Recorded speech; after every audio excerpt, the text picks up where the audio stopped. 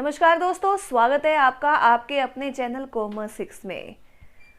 आज मैं आपको 2-3 इम्पोर्टेंट टॉपिक करवाने वाली हूँ जो कि हर बार पेपर में आते हैं और कुछ पॉइंट ब्रीफली करवाऊंगी ताकि आपको कम टाइम के अंदर आप ज़्यादा से ज़्यादा उसको समझ पाएँ। सबसे पहले तो मैं एक बैंकिंग का क्वेश्चन करवाऊंगी। हर बार क्वेश्चन आया हुआ है, हर बार बैंकिंग में से एक क्वेश्चन है आपका। पिछली बार की बात करें तो सीधा एक बिल्कुल सिंपल क्वेश्चन आ गया था कि हमारा सेंट्रल बैंक कौन सा है। तो हम सबको पता है हमारा सेंट्रल बैंक कौन सा है, आरबीआई है, जिसे हम लोग फुल फॉर्म में क्या बोलते हैं, reserve bank of India. Reserve bank of India, क्या हम नहीं जानते? इतना इजी क्वेश्चन आ गया था। बैंक में से हमेशा एक क्वेश्चन आता है आरबीआई में से। पिछली बार नाम पूछ लिया, हो सकता है इस बार उसका ये पूछ लिया जाए कि एस्टैब्लिशमेंट ईयर कौन सा है। तो 94 एक्ट के अकॉर्डिंग आरबीआई हमारा बना था 1934 के अकॉर्डिंग, और 1 अप्रैल 1935 के अंदर वर्किंग करनी स्टार्ट कर दी थी। किसने जी? आरबीआई ने। ये आरबीआई के कुछ फैक्ट्स हैं। आरबीआई का कुछ और इम्पोर्टेंट पॉइंट क्या है? आरबीआई फादर ऑफ बैंक जिसको बोला जाता है, आरबीआई को बोला जाता है फादर ऑफ बैंक। कौन है जी? आरबीआई है। लेंडर ऑफ बैंक आरबीआई है। बोरोअर ऑफ बैंक तो भी आरबीआई ही है। और भारत का सबसे पहला नेशनलाइज बैंक कौन सा था? अगर ये क्वेश्चन आ जाए कि जो सबसे पहले नेशनलाइज हुआ था बैंक, तो वो कौन सा है? आरबीआई हुआ था। कब हुआ था? 1949 के अंदर। 1949 में जब ये नेशनलाइज हुआ था, एक और एक्ट भी आया था हमारा, banking regulation act, BRA, banking regulation act जिसको बोला जाता है बैंकिंग रेगुलेशन एक्ट। वो कब आया था जी? वो भी 1949 में। आरबीआई का जो नेशनलाइज हुआ था, ये हमारा कब हुआ था जी? 1 जनवरी 1949 में। ये कुछ इसके फैक्ट हैं। और एक और क्वेश्चन अगर मैं बात करूं, इस बार के काफ़ी सारे जो एग्ज़ाम थे एस्टेट के अलावा बाकी भी थे, एचएसएससी ने काफ़ी सारे टेस्ट लिए, उसमें भी इस बार आरबीआई के क्वेश्चंस पूछे हुए थे। क्या आरबीआई मॉनेटरी पॉलिसी बनाता है? बिल्कुल बनाता है। तो उससे रिलेटेड कुछ क्वेश्चंस हैं, कुछ पॉइंट्स हैं, वो मैं आपको बताना चाहूँगी। बहुत इंपॉर्टेंट है। अगर मैं बात करूँ इस टॉपिक में से आपका एक क्वेश्चन पक्का रहेगा, तो इसके अंदर कोई भी अतिशयोक्ति नहीं होगी। क्वेश्चन आपका पूरे चांसेस हैं एक क्वेश्चन आरबीआई में से आता ही आता है आपका। आरबीआई में से नहीं आएगा तो बैंकों में से रिलेटेड आ जाएगा। एक और पॉइंट है इसके अंदर, आरबीआई बैंकों को कंट्रोल करता है, कंट्रोलर ऑफ बैंक है। फॉरेक्स जो है, फॉरेक्स किसको बोला जाता है? विदेशी मुद्रा को। विदेशी मुद्रा जो है हमारी, वो क्या होती है? फॉरेक्स होती है। तो फॉरेक्स, उस विदेशी मुद्रा का कस्टोडियन कौन है? तो वो भी हमारा आरबीआई है। विदेशी मुद्रा जो फॉरेक्स है वो हमारी किस फॉर्म के अंदर होती है? पाउंड में होती है हमारी, स्टर्लिंग में होती है, डॉलर में होती है, येन में होती है, यूरो में होती है। ये 4-5 टाइप की करेंसीज है जिसमें हमारी फॉरेक्स होती है। तो कस्टोडियन ऑफ फॉरेक्स आ जाए, विदेशी मुद्रा का कस्टोडियन आ जाए, तो वो कौन होगा जी? आपका आरबीआई ही होगा। ठीक है जी, ये कुछ पॉइंट थे इसके आरबीआई के। अब एक और पॉइंट है एसबीआई का। एसबीआई जो दूसरे नंबर पे हमारा नेशनलाइज बैंक है, वो है हमारा एसबीआई। अगर हम बात करेंगे 1955 की, तो 1949 के अंदर हमारा आरबीआई नेशनलाइज हुआ और 1955 के अंदर एसबीआई नेशनलाइज हो गया था। एसबीआई बैंक जो है, state bank of India, Bharat का सबसे पहला तो नहीं कहूँगी, सबसे बड़ा बैंक है। सरकारी बैंक की बात कर लें और प्राइवेट बैंक के अंदर सबसे बड़ा बैंक है कौन सा जी? एचडीएफसी। एक और पॉइंट है आपका एसबीआई से रिलेटेड, कि एसबीआई कौन से बैंक से आया था, ये क्वेश्चन भी एक बार आपका आया हुआ था। तो एसबीआई बैंक आपका 1921 के अंदर आपका इंपीरियल बैंक बना था। इंपीरियल बैंक 1921 के अंदर, जो कि पहले सेंट्रल बैंक बनने की तैयारी में था। 1921 के अंदर इंपीरियल बैंक बना, जो बाद में जाकर क्या बन गया जी, स्टेट बैंक ऑफ इंडिया। ठीक है, इंपीरियल बैंक की बात कर लें तो 3 बैंकों को मिला के कौन सा बैंक बना था हमारा इंपीरियल बैंक, तो वो था जी हमारा बैंक ऑफ बंगाल, जो कि बाद में बैंक ऑफ कलकत्ता बन गया था। बैंक ऑफ बंगाल आया था हमारा 1806 में और बैंक ऑफ कलकत्ता आया था हमारा 1809 में, ये ध्यान करना है। उसके बाद आया जी हमारा बैंक ऑफ बॉम्बे 1840 में और बैंक ऑफ मद्रास जो कि 1843 में। ये 3 प्रेसिडेंसी बैंक थे जो मिलकर इंपीरियल बैंक में कन्वर्ट हो गए 1921 के अंदर, और ये बैंक बन गया हमारा बाद में एसबीआई। तो ये कुछ पॉइंट्स हैं, ये भी ध्यान रखिएगा, इंपॉर्टेंट है बहुत ज़्यादा आपके लिए। उसके बाद एक और पॉइंट मैं आपको करवाऊंगी एग्जिम बैंक का। एग्जिम बैंक हमारा अगर आ जाए कि ऐसा कोई बैंक जो कि विदेशी व्यापार को बढ़ावा देता है, एक्सपोर्ट इंपोर्ट को संभालता है, हमारी जो करेंसी है उसको एक्सचेंज करता है, तो वो कौन सा बैंक है, तो वो बैंक है जी हमारा एग्जिम बैंक। 2017 की बात करेंगे तो इसकी एस्टेब्लिशमेंट ईयर पूछा गया था। 1982 के अंदर एग्जिम बैंक आया था, और एग्जिम बैंक की फुल फॉर्म भी पूछ ली जाती है। तो फुल फॉर्म है इसकी एक्सपोर्ट इंपोर्ट बैंक। उसके बाद एक और बैंक था हमारा नाबार्ड। नाबार्ड बैंक का जो एस्टेब्लिशमेंट ईयर है वो भी सेम ही है 1982। NABARD national agriculture bank for rural development,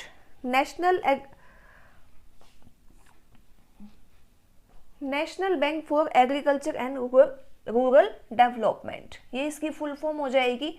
1982 में national bank for agriculture and rural development. ठीक है, और ऐसा कोई बैंक जिसका नाम बताइए जो कि, क्योंकि आजकल स्टेटमेंट्स आती हैं और उसमें से पूछ लिया जाता है कि ये बैंक कौन सा है, तो ऐसा कौन सा बैंक है जो कि कृषि के लिए बहुत ज़्यादा सहायक है, किसानों को ट्रेनिंग देने के लिए, किसानों को लोन देने के लिए, तो वो कौन सा बैंक है हमारा, वो बैंक है जी हमारा नाबार्ड, जो कि 1982 के अंदर आया था। इस तरह के कुछ पॉइंट्स हैं जो हमारे काफ़ी बैंकों से रिलेटेड आ जाते हैं। आरबीआई की बात करें तो आरबीआई हमारी मॉनेटरी पॉलिसी बनाता है, वो आपको पता है मॉनेटरी पॉलिसी क्यों बनाई जाती है, लिक्विडिटी को कंट्रोल करने के लिए, इन्फ्लेशन को कंट्रोल करने के लिए आरबीआई क्या करता है, मॉनेटरी पॉलिसी बनाता है। और कुछ और पॉइंट्स हैं वो मैं बताना चाहूंगी आपको।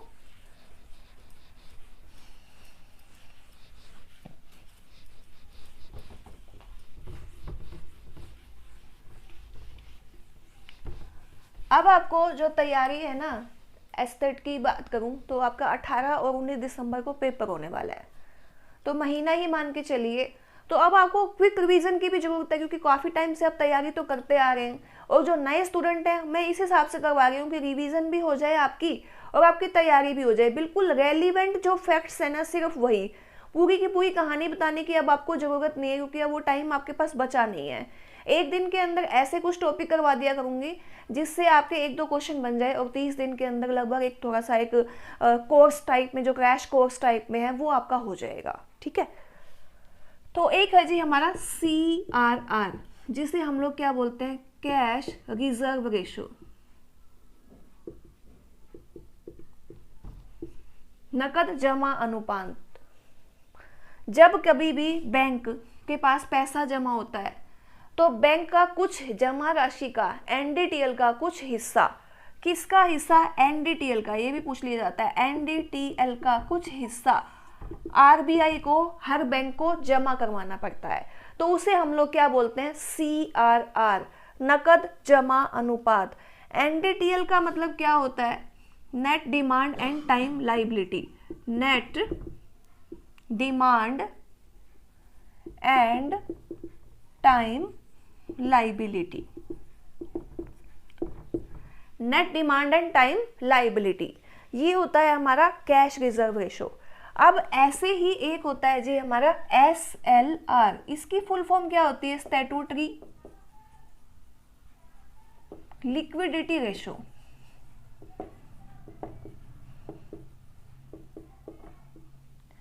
जब बैंक NDTL का कुछ हिस्सा अपने पास रख के उसको किस रूप में जमा करता है? फॉरेक्स के रूप में, गोल्ड के रूप में, बॉन्ड के रूप में इन्वेस्ट करता है, तो उसे हम लोग क्या बोलते हैं? SLR, statutory liquidity ratio.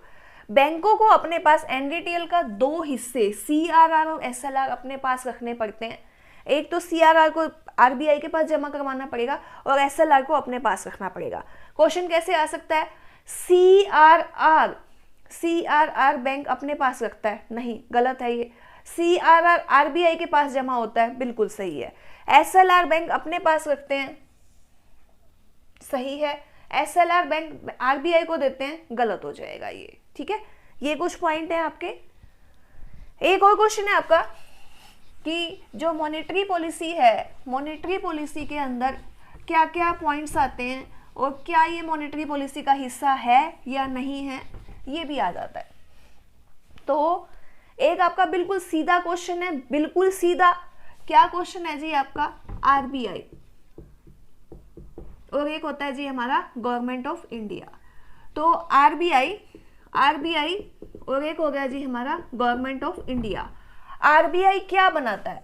RBI monetary policy बनाता है। RBI मॉनेटरी पॉलिसी बनाता है, यानी कि मौद्रिक नीति बनाता है, हमेशा ध्यान करना।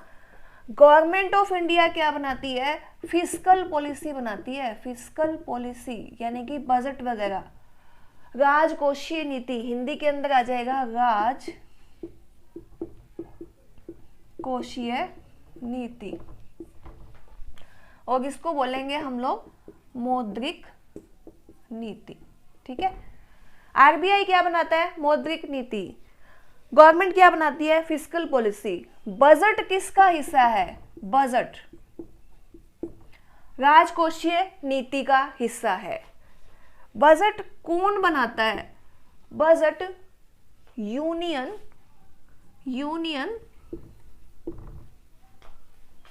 Finance minister,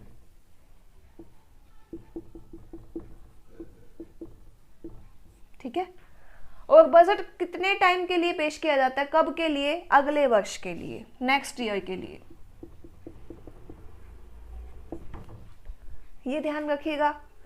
monetary policy liquidity को कंट्रोल करने के लिए, मार्केट के अंदर तरलता को कंट्रोल करने के लिए मौद्रिक नीति बनाई जाती है, टू कंट्रोल लिक्विडिटी। और फिस्कल पॉलिसी क्यों बनाई जाती है? Fiscal policy to control inflation, महंगाई को कंट्रोल करने के लिए, ठीक है, ध्यान रहेगा।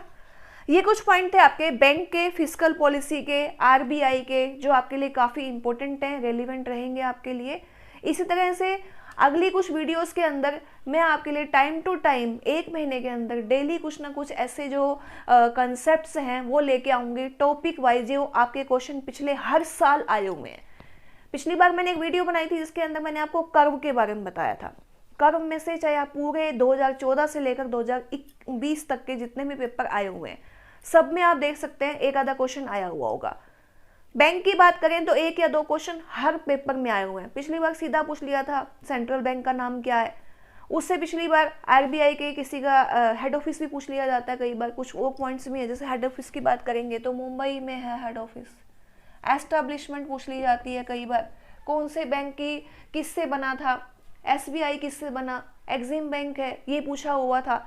तो इंपॉर्टेंट जो पॉइंट्स है वो मैंने करवाने की कोशिश आपको की है। आगे भी ऐसे वीडियो मिलती रहेंगी जब तक आपका पेपर 18 या 19 दिसंबर को जो है आपकी डेट, उस तारीख तक नहीं हो जाता, ठीक है। तो मिलते हैं अगली वीडियो में। उम्मीद करती हूँ मेरी ये वीडियो आपको पसंद आई होगी।